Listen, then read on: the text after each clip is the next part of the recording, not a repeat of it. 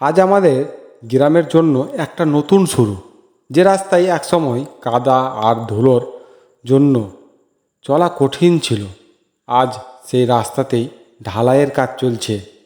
ছোট ছোট বাচ্চা থেকে শুরু করে গ্রামের বয়স্ক মানুষ, সবার মুখে আজ হাসি। এই রাস্তা শুধু ইট পাথরের না, এটা আমাদের গ্রামের উন্নতির রাস্তা। এটা আমাদের স্বপ্নের রাস্তা। অনেক দিনের অপেক্ষার পর আজ কাজ শুরু হয়েছে।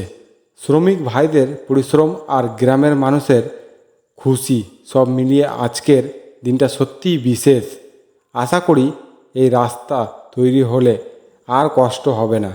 বৃষ্টি হলেও মানুষ সহজে চলাফেরা করতে পারবে। গ্রাম বদলাচ্ছে, আর এই পরিবর্তনের সাক্ষী হতে পেরে সত্যিই খুব ভালো লাগছে। ভালো লাগলে লাইক, শেয়ার, কমেন্ট অবশ্যই করবেন।